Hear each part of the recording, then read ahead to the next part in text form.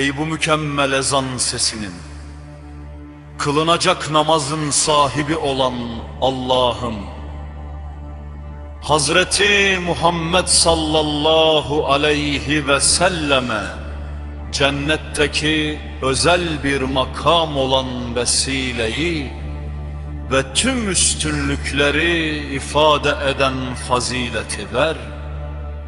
Onu vaad ettiğin makamı Mahmud üzere dirilt.